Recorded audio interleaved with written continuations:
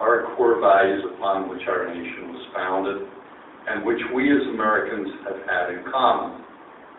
Yet those values have been severely undermined by Republicans and Democrats alike during the Bush and Obama years. They can be restored, but only if we break loose the stranglehold the two dominant duopolis parties have on our body politic. In the past, our nation has failed at times to live up to its promise, but we as a people have aspired to regain the moral high ground, and we can do it again. It is by holding true to our principles and becoming engaged that we assert our roles as citizens and as moral actors. Believing in something and acting on it is what gives our life meaning and enriches our days on this earth. We were embroiled in the Vietnam War, but millions of empowered Americans took to the streets and wouldn't let up until the war ended. In the 1970s, presidential and congressional committees thoroughly investigated serious abuses by the FBI and CIA during the Cold War and then publicly disclosed their findings. That was truly a great moment for our constitutional system of government. Among our elected officials, there were true statesmen and stateswomen, people who recognized the wisdom of Justice Brandeis's observation that the best disinfectant is sunlight. Yes, our nation has faltered, but we sought the high road. We aspired to do better. Now things have taken a very serious turn with the entrenched corporatist and militarist Democratic and Republican parties. There is no call among our elected officials for investigations, for disclosures, for accountability, or for making things fundamentally better.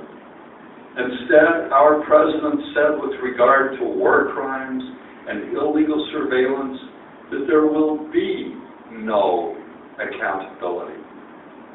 And he turns a blind eye to the criminality of the Wall Street bankers who contributed to his campaign. The rule of law has been decimated when it comes to holding wealthy and powerful people accountable for their criminality. That is tyranny. One person deciding whether or not the laws will be applied and as to whom.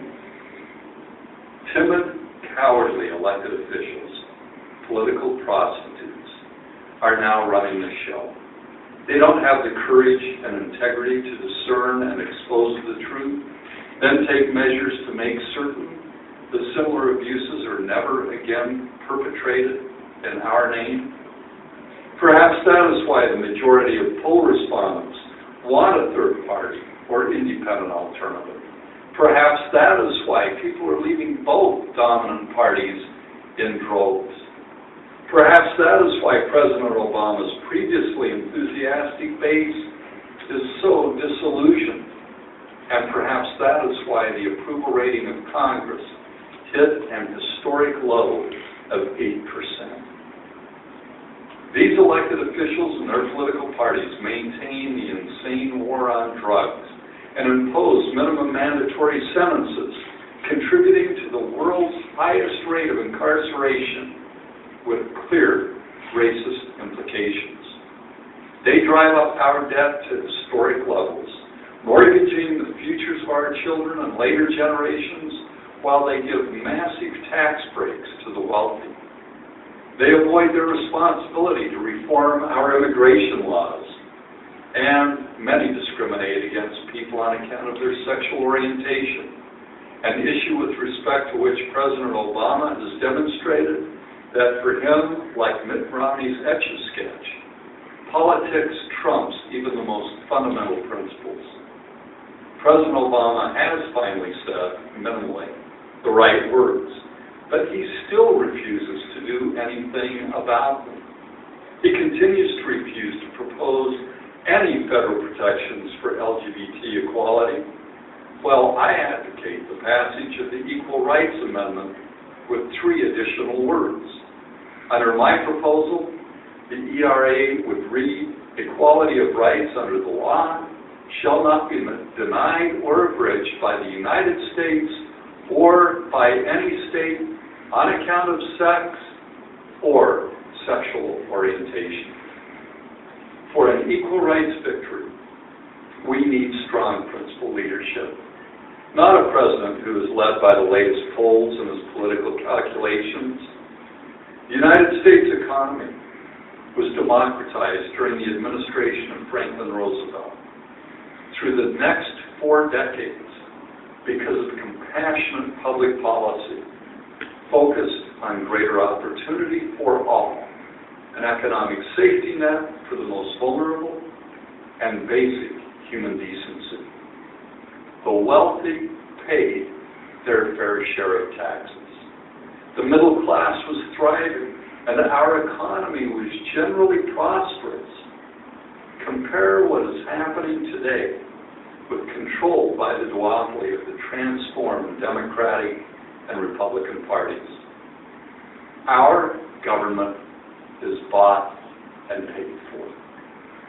All one has to do is follow the money to determine why public policy so badly undermines the interests of the American people.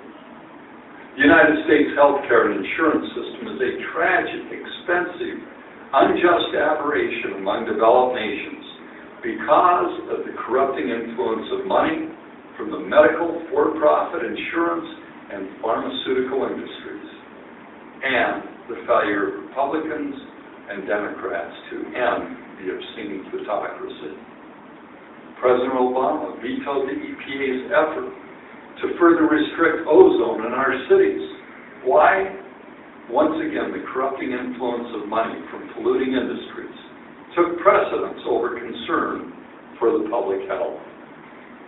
Because of the astounding influence over our government from the fossil fuel industries, Democrats and Republicans alike have failed to provide essential international leadership in combating climate chaos. And the stranglehold the military-industrial complex has on our government is because of the pork barrel politics of Democrats and Republicans who have sold our nation and its people down the river, simply so they can brag during their campaigns about all the federal money they bring to their states and to their districts. They see that as good politics. I see it as treason.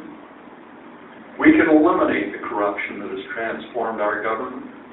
We can clean up our campaign system with public financing of campaigns and free and equal access to the public's airwaves.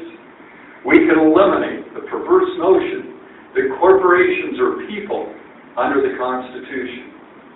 We can reverse the Citizens United case and stop the obscene purchase of elections by unrestrained corporations. But to achieve that, we need to pursue a route other than continued blind loyalty to the Democratic or Republican parties.